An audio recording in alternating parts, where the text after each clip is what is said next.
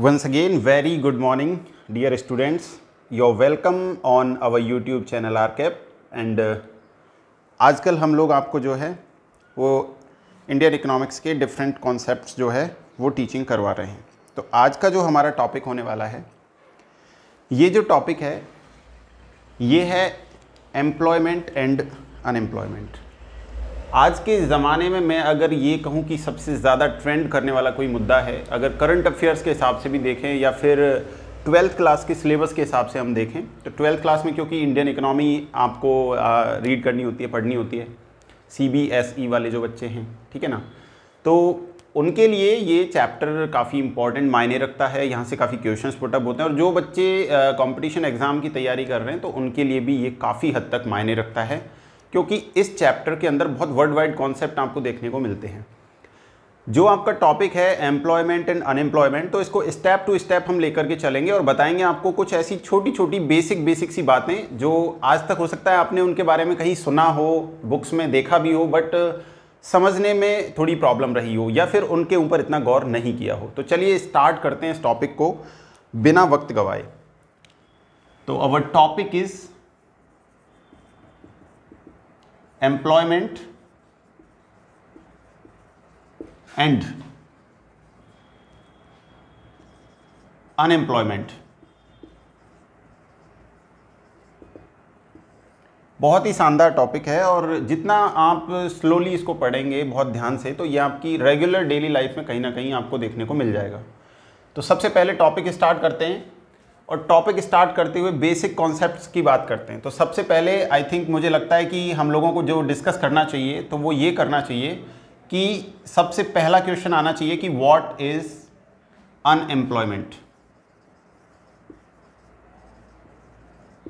ये क्या है भाई, इसके बारे में आपको जानना चाहिए कि आखिरकार ये अनएम्प्लॉयमेंट क्या है। तो अनएम्प्लॉयमेंट जैसे हिंदी मीडियम के बच्चे हमारे कहते हैं सर ये तो सर जो अनएम्प्लॉयमेंट लिखा हुआ है ये तो बेरोजगारी को दिखाता है सर। अब हु इज़ अनएम्प्लॉयड, कौन है ये पर्सन, कौन है ये बेरोजगार, आखिरकार ये कौन है, ये कोई कंट्री है, कोई इंडिविजुअल्स है या कोई स्टेट है, क्या है ये, व्हाट इज। तो अनएम्प्लॉयड की जब बात आती है तो एक इंडिविजुअल से ही हम स्टार्ट करते हैं, व्यक्तिगत तौर पर स्टार्ट करते हैं। तो चलिए समझते हैं इसको। तो यहाँ पर मान लीजिए ये कोई पर्सन है, ये मैंने आपको दिखा दिया इधर, ये कोई पर्सन है, इसका कोई भी नेम हो सकता है, आई थिंक दैट जैसे ये रवि है। तो अब आप देखिए, मान लीजिए यहाँ पर एक कंडीशन लीजिए आप कि अनएम्प्लॉयमेंट को आपको दिखाना है, कैसे इस व्यक्ति को आप अनएम्प्लॉयड जो है यहाँ पर साबित करेंगे। तो उसी से समझेंगे हम इसके एग्जाम्पल के थ्रू कि एम्प्लॉयमेंट, ये अनएम्प्लॉयमेंट जो है ये क्या है। तो मान लीजिए कि ये जो है he is willing to work, काम करना चाहता है। सबसे पहले ये क्या करना चाहता है, कार्य करना चाहता है। या फिर मैं ये कहूं he is ready to render his service for employer. ध्यान से देखिएगा, ये कार्य करना चाहता है, विलिंग, ये रेंडर करना चाहता है अपनी सर्विस को, अपनी सर्विस देना चाहता है एम्प्लॉयर को, but still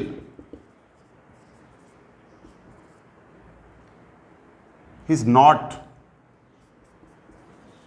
getting any type of employment. ये सब कुछ करना चाहता है, यहाँ पर अपनी सर्विस देना चाहता है। और इसमें एक बात और मैं आपको ऐड कर देता हूँ, he is ready to work on the provide wage rate. भाई जो भी आपको मजदूरी दर दी हुई है उस पर ये व्यक्ति कार्य करना चाहता है, अपनी सर्विस देना चाहता है, एबल भी है, ये एलिजिबल भी है, यानी फिजिकली फिट है, ये फिजिकली फिट है, काम करना चाहता है, सर्विस रेंडर करना चाहता है, दी हुई जो भी वेज रेट है, मजदूरी दर है उस पर, but still he is not getting any type of employment, लेकिन फिर भी इसको अगर कोई भी रोज़गार नहीं मिलता है, तब आप कहेंगे सर कि ये जो व्यक्ति है, ये जो रवि का मैंने यहाँ पे आपको दिखाया है सर, ये बेरोजगार है। सर क्या है ये? बेरोजगार है भैया। अब बेरोजगारी साथियों बहुत बुरी चीज़ है। इसके चक्कर में या अनएम्प्लॉयमेंट के ट्रैप में जो फंस जाता है उसको बहुत समस्याएं आती हैं। तो चलिए, ये तो हमने समझ लिया कि अनएम्प्लॉयमेंट का कॉन्सेप्ट आप कैसे समझेंगे। बहुत ईजी वे में आपको समझना चाहिए। दुनिया की कोई भी सब्जेक्ट ऐसी नहीं है जिसको आप ना पढ़ सकें, जिसको आप ना समझ सकें, चाहे वो मैथमेटिक्स हो, फिजिक्स हो, केमिस्ट्री हो, इकोनॉमिक्स हो, इंग्लिश हो, एक्सेट्रा एक्सेट्रा, कोई भी सब्जेक्ट हो सकता है। तो ये चीज़ आई थिंक कि आपको क्लियर हो गई होगी। यहाँ तक आपको कोई प्रॉब्लम नहीं आनी चाहिए। अब आपको आगे बताते हैं कि आखिरकार ये तो चलो हो गया कि हु इज़ अनएम्प्लॉयड, ठीक है ना, या व्हाट इज़ अनएम्प्लॉयमेंट, कौन बेरोजगार है, बेरोजगारी क्या होती है, कैसे आप साबित करोगे कि भाई ये बेरोजगार है पर्सन। तो ये तो आपने अनएम्प्लॉयमेंट को शो कर दिया। अब आगे हम आपको इसमें बताते हैं कि ये जो पर्सन था तो ये क्या हुआ। अगर मान लो मजदूरी दर पर कार्य करेगा तो ये क्या होगा? वर्कर होगा। जैसे I am a government servant, I am also a worker. मेरा भी अपना एक स्टाइल है, मेरा भी अपना एक प्रोफेशन है, टाइप है। तो अब बात करते हैं कि ये वर्कर क्या चीज़ है। तो सबसे पहले इस कॉन्सेप्ट को स्टार्ट करते हैं कि हु इज़ अ वर्कर। तो यहाँ दो तीन चीज़ें आपको ध्यान रखनी है कि सबसे पहले आपको कॉन्सेप्ट ये है कि यहाँ पर ये जो वर्कर है ये कौन होने वाला है, यानी किस किस स्टाइल की यहाँ पे आप वर्किंग स्टाइल को आपको देखने को मिलेंगी। तो यहाँ पर ये हो गया आपका हु इज़ अ वर्कर। तो ये वर्कर होता कौन है आखिरकार? तो मैं आपको समझा देता हूँ दोस्तों। ये जो वर्ड है वर्कर, इसको पकड़ेंगे आप यहाँ से और केवल इसको लेकर के बात करेंगे। तो यहाँ पे लिखेंगे आप कि ही इज़ एन इंडिविजुअल। ये कोई भी हो सकता है, आप भी हो सकते हैं, मैं भी हो सकता हूँ, कोई भी। ये एनी इंडिविजुअल यानी कि कोई भी इंडिविजुअल हो सकता है। तो अब क्योंकि यहाँ पर बात कर रहे हैं वर्कर, अब वर्कर का इसका मतलब है कि ये अपनी सर्विस रेंडर कर रहा है, इसका मतलब कहीं ना कहीं काम कर रहा है, क्योंकि वर्कर तो है और कोई भी व्यक्ति हो सकता है, कोई भी इंडिविजुअल हो सकता है। तो यहाँ पर आप कैसे देखेंगे इसको? तो यहाँ पर लिखेंगे आप who engaged any productive activity।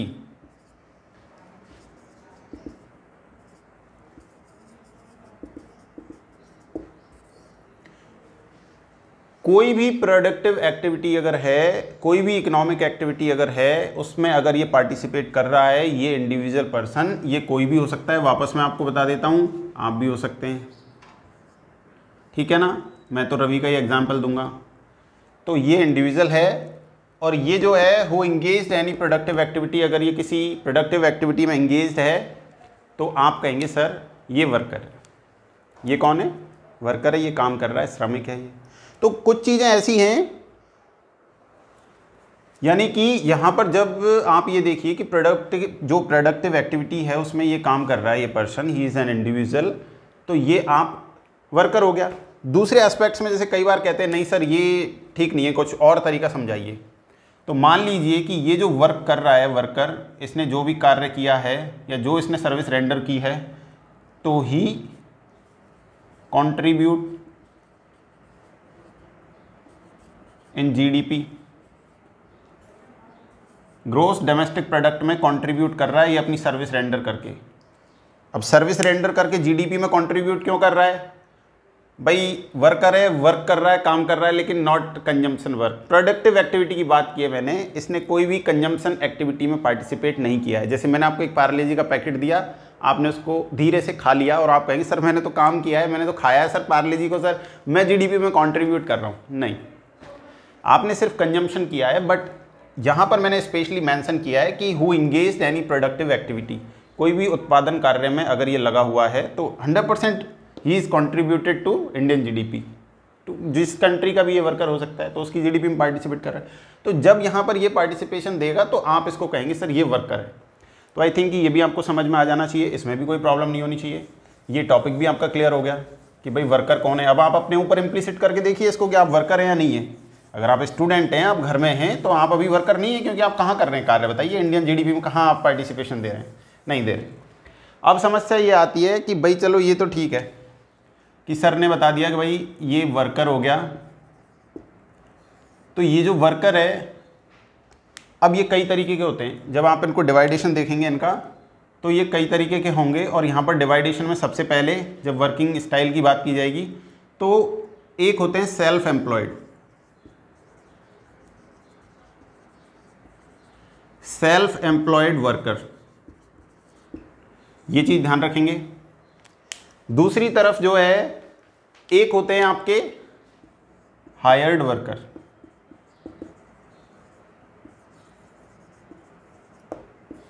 देखिए बच्चों, कोचिंग में आप पढ़ने जाते होंगे, टीचर आपको बहुत सारी चीज़ें बताते होंगे, और आपको फोकस करना चाहिए उस कंडीशन में, आपको घर पे पढ़ के जाना चाहिए वहाँ पर, और तभी आप सवाल कर पाएंगे, आपकी क्वेरीज पूछ पाएंगे।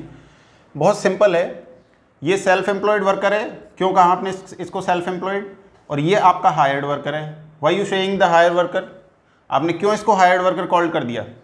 मान लीजिए ये एक पर्सन है कोई भी, मैं फिर से वही डायग्राम बना रहा हूँ, और इस बार मैंने इसको रवि कॉल किया है, और इधर की तरफ इस बार मैं थोड़ा कलर चेंज कर लेता हूँ, उससे क्या है कि आपको भी थोड़ा अच्छा लगेगा।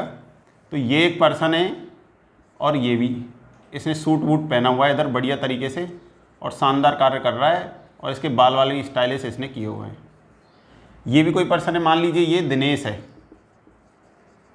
अब मैंने आपको, ये बी है और ये आपका ए है। यहाँ से देखेंगे कि कैसे ये रवि जो है ये सेल्फ एम्प्लॉयड वर्कर है, ये कैसे हायर्ड वर्कर है।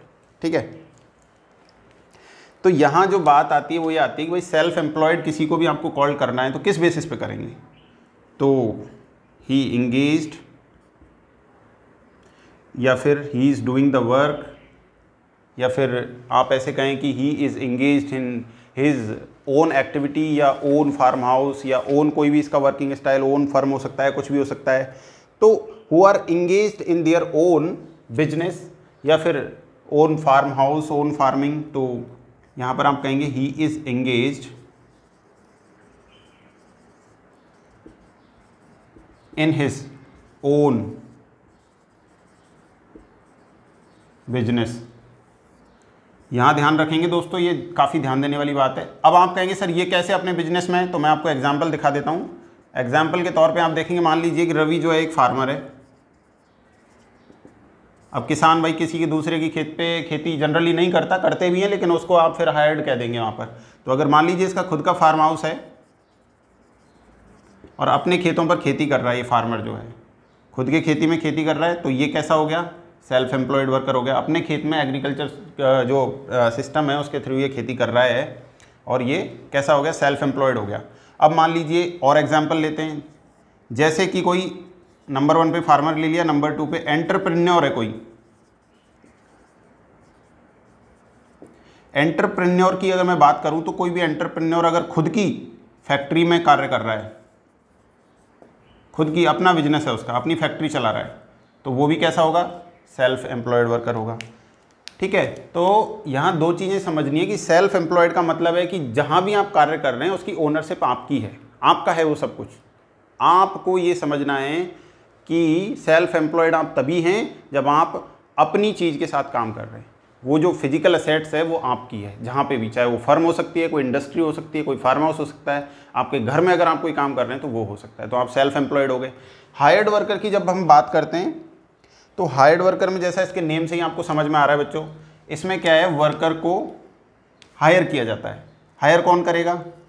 एम्प्लॉयर करेगा। अब जैसे मान लीजिए, आपको इस बार मैं थोड़ा अलग एग्जांपल देता हूँ। जैसे मान लीजिए कि I am Ravi, I am doing the job in Kendriya Vidyalaya, तो मेरा एम्प्लॉयर कौन हो गया? केंद्रीय विद्यालय संगठन इज़ माई एम्प्लॉयर। ठीक है ना, इज़ माई एम्प्लॉयर, तो वो मेरा एम्प्लॉयर है, उन्होंने मुझको रोजगार दिया है संगठन के अंदर, तो मेरा एम्प्लॉयर केंद्रीय विद्यालय संगठन हो गया। तो इसी तरीके से ये जो हायर्ड वर्कर होते हैं, इनका एम्प्लॉयर कोई और होता है। कभी कभी आपने देखा होगा, आपके गाँव में जब काम चलता है, आपके घर पर काम चलता है, तो मजदूर कार्य करने आते हैं आपके वहाँ, आते नहीं आते? बताइए, श्रमिक आते हैं ना। तो जो वर्कर आते हैं, क्या उनको आप हमेशा जीवन पर्यंत तक बुलाते रहते हैं? नहीं। 2 दिन का काम है 2 दिन बुलाएंगे, 3 दिन का काम है 3 दिन बुलाएंगे। तो इस तरीके से यहाँ पर मैंने आपको घर का एग्जाम्पल दिया है, तो आप 2 और 3 डेज बुला रहे हैं, इसका मतलब आपने हायर किया है 2 और 3 डेज के लिए, और एक एग्जाम्पल मैंने आपको KVS वाला दिया, तो केंद्रीय विद्यालय संगठन ने मुझे स्टेबिलिटी दी है, हमेशा मुझे रेगुलर बेस पे रखा है, नॉट अ कॉन्ट्रैक्ट बेस। तो दो तरीके के फिर से क्लासिफिकेशन हो गए। तो कैसे? तो जब आप इनकी बात करेंगे हार्ड वर्कर की, तो यहाँ पर दो तरीके के होते हैं भैया, एक तो होते हैं रेगुलर बेसिस, रेगुलर बेस पर होते हैं, और एक होते हैं डेली वेज रेट पर।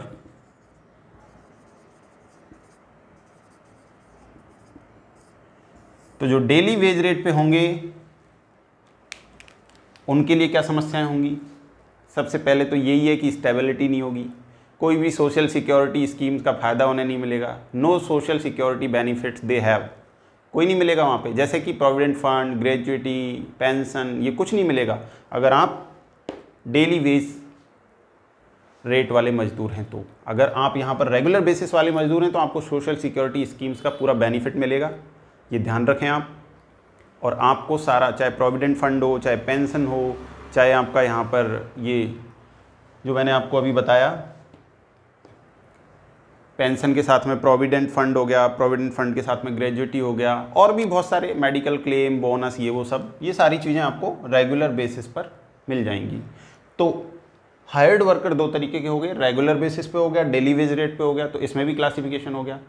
सेल्फ जो एम्प्लॉयड वर्कर है उसका खुद का एक्टिविटी होगा, सारा खुद का ओनरशिप होगा हर जगह पर, चाहे फार्मर हो सकता है, एंटरप्रेन्योर हो सकता है, कोई भी हो सकता है। एंटरप्रेन्योर होगा, उसकी खुद की फर्म होगी, उसकी खुद की फैक्ट्री होगी जहाँ पे वो काम कर रहा है एज ए मैनेजर। क्या दिक्कत है? मान लीजिए कोई इंजीनियर है, इंजीनियर को किसी ने BHEL ने, BEL ने, इंडियन ऑयल कॉर्पोरेशन ने अगर नौकरी दी है तो वो यहाँ पर हायर्ड वर्कर हो जाएगा, बट परमानेंट होगा, उसको सारे सोशल सिक्योरिटी बेनिफिट्स मिलेंगे। तो आई थिंक कि आपको ये चीज़ बिल्कुल क्लियर हो गई होगी, यहाँ पर आपको बिल्कुल दिक्कत नहीं होनी चाहिए। अब हम चलते हैं इससे आगे, और ये बहुत ज़बरदस्त टॉपिक है, इसको बच्चों अगर आपने समझ लिया तो समझिए आप कि आप बहुत कुछ समझ जाएंगे। यहाँ तक अभी तक आप देख रहे थे कि भाई अनएम्प्लॉयमेंट कैसे हम कहेंगे, कौन सा अनएम्प्लॉयड पर्सन होगा, वर्कर कौन होगा, टाइप्स कैसे होंगे, वर्किंग स्टाइल कैसी होगी।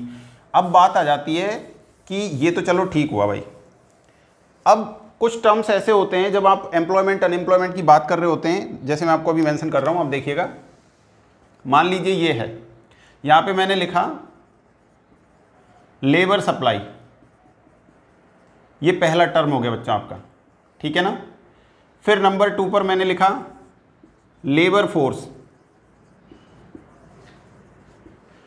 ये लेबर फोर्स आपका सेकंड टर्म हो गया। और फिर नंबर 3 पर मैंने वापस लिख दिया वर्क फोर्स। तो ये जो मैंने आपको टर्म्स लिखे हैं 3 यहाँ पर, ये बहुत इंपॉर्टेंट हैं, और बहुत बच्चे ऐसे हैं जो इस वीडियो को देख रहे होंगे, बच्चे छोड़ो, आप जो कंपटीशन की तैयारी कर रहे हैं उन्होंने आज तक इन चीज़ों को देखा तो है, लेकिन समझने में कहीं ना कहीं भूल कर दी होगी, या फिर अभी तक समझने में नाकाम रहे होंगे। अगर आप भी उनमें से एक हैं तो आप इनको ध्यान से देखिएगा। और इसी के साथ आज का ये जो वीडियो है हम ख़त्म करेंगे इनको समझाते हुए, क्योंकि ये चैप्टर बहुत लंबा है और इसमें हमें 5-6 बार वीडियो बनाना पड़ेगा, जिससे आपको एम्प्लॉयमेंट अनएम्प्लॉयमेंट का पूरा नॉलेज मिल सके। तो कुछ इंपॉर्टेंट बातें इनके साथ में रखूँगा, हो सकता है ये आपको काफ़ी पसंद आएँ, तो ध्यान से देखिएगा और बिल्कुल ध्यान रखिएगा आप ब्लैक बोर्ड के ऊपर। अब चलिए सबसे पहले स्टार्ट करते हैं लेबर सप्लाई की और लेबर फोर्स की। तो कई बार तो प्रॉब्लम यही हो जाती है कि भाई what are the main difference between these two, क्या होते हैं इनके बीच के जो अंतर हैं, वो मेन क्या रीजन हो सकते हैं, या फिर मान लीजिए हम 1 की ही बात करें तो कौन सा ऐसा डिफरेंस है जो इन दोनों के बीच में देखने को मिलता है। तो मैं आपको यहाँ पे बता देता हूँ, जो लेबर सप्लाई है इट इज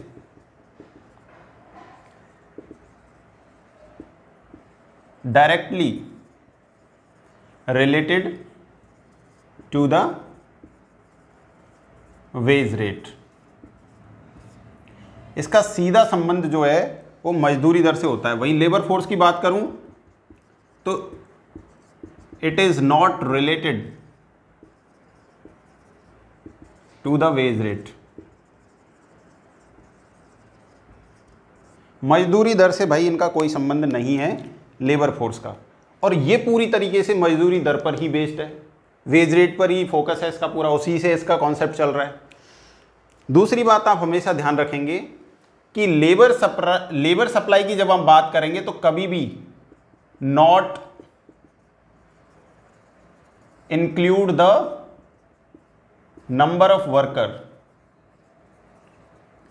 कभी भी श्रमिक कितने काम कर रहे हैं ये लेबर सप्लाई से कोई मायने नहीं रखता, क्योंकि लेबर सप्लाई कॉन्सेप्ट ही अलग है पूरा। कैसा कॉन्सेप्ट है? तो इसके लिए आपको मायने जो चीज़ रखती है वो मैं आपको यहाँ पर मेंशन कर रहा हूँ कि क्या चीज़ लेबर सप्लाई है आखिरकार। तो ये है वन मैन डे। अब वन मैन डे क्या आ गया भाई, ये क्या प्रॉब्लम हो गई बीच में? वन मैन डे से डायरेक्ट रिलेशनशिप है इसका, यानी कि वन मैन डे क्या होता है कि एक दिन में एक व्यक्ति जनरली 8 आवर्स कार्य करता है। तो ये जो 8 वर्किंग आवर्स हैं ये वन मैन डे कॉल्ड किया जाता है। तो लेबर सप्लाई का मतलब ये है कि आपको जो प्रेस्क्राइब्ड वेज रेट बताई गई है, मान लीजिए 100 रुपये, तो 100 रुपये की मजदूरी दर पर आप एक दिन में कितना कार्य करना पसंद करेंगे या कितना कार्य करेंगे या अपनी कितनी सर्विस रेंडर करना चाहेंगे, this is labour supply. So it is directly related to the wage rate. Labour force के अंदर क्या होता है कि वेज रेट कुछ भी हो सकती है, वेज रेट का कोई मतलब नहीं है। और यहां पर लेबर फोर्स के अंदर नंबर ऑफ पीपल्स आप काउंट करेंगे, कितने लोग कार्य करना चाह रहे हैं, कितने नहीं चाह रहे हैं, तो दोनों का जो नंबर आएगा वो लेबर फोर्स में आ जाएगा अपना। किस में आ जाएगा? लेबर फोर्स में। तो लेबर फोर्स बनता किस किस से है? तो लेबर फोर्स के अंदर ध्यान रखें दोस्तों, सबसे पहले नंबर पर कौन कौन चीज इंक्लूड होगी? तो पर्सन्स हु आर एम्प्लॉयड, यानी कि जो रोजगार जिनको मिला हुआ है वो लोग इसमें आएंगे लेबर फोर्स में। दूसरा, persons who are willing to work. दूसरा, वो व्यक्ति भी आएंगे जो कार्य करना चाहते हैं but not getting any type of work at this time.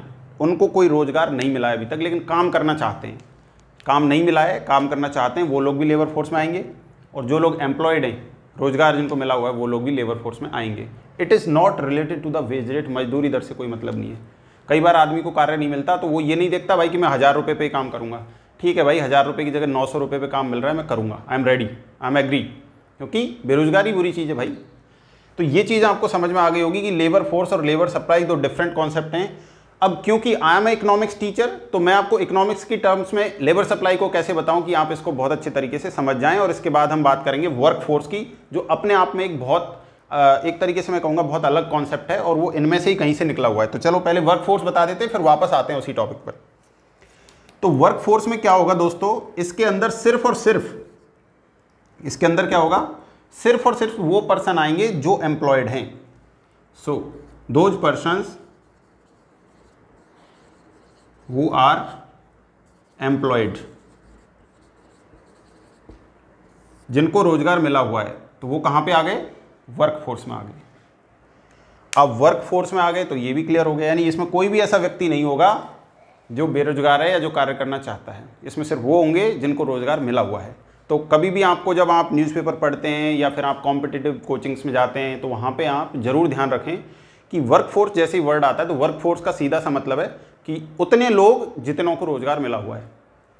India के अंदर वर्क फोर्स अगर आप देखें एट प्रेजेंट तो लगभग 40 करोड़ लोग, हमारी जो पॉपुलेशन है टोटल लगभग 135 करोड़ हो गया है आजकल, नए सेंसस के डेटाज आ जाएंगे तो आपको पता चलेगा।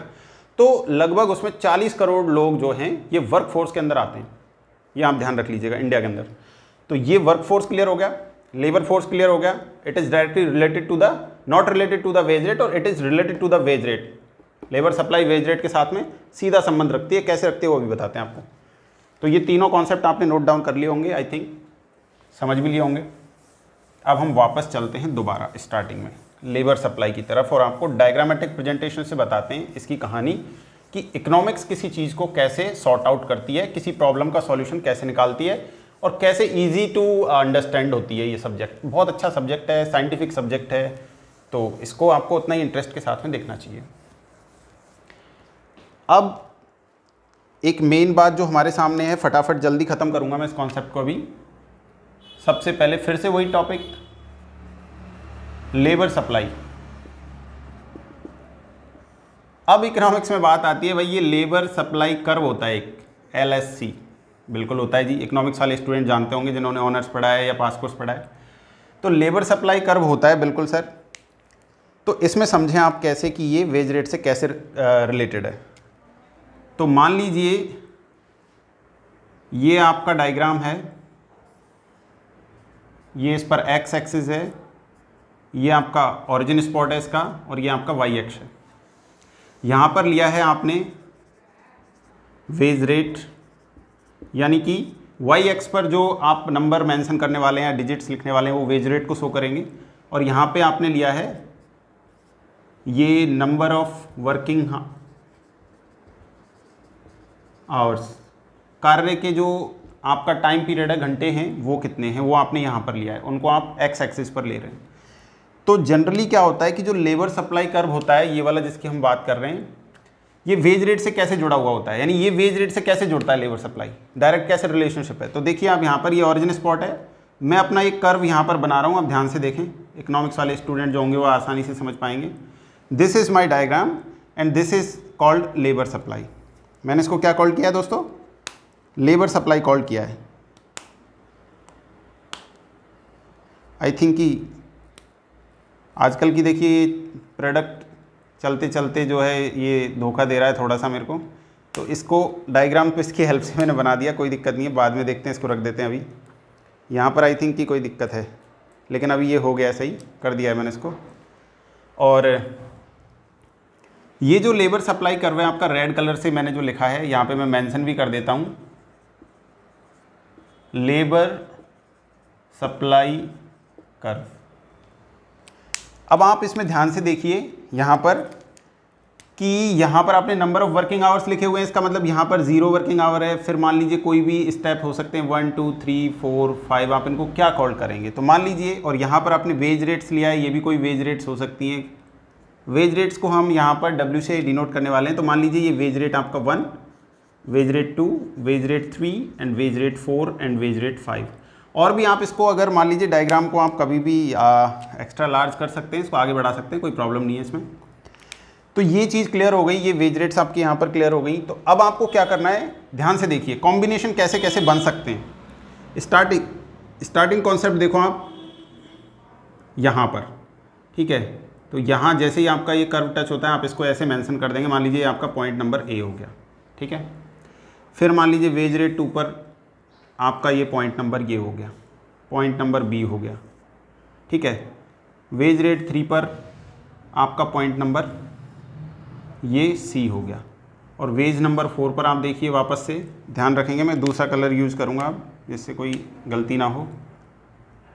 और ये आपका इस तरीके से नया वाला, ठीक है, ये आपका पॉइंट हो गया डी।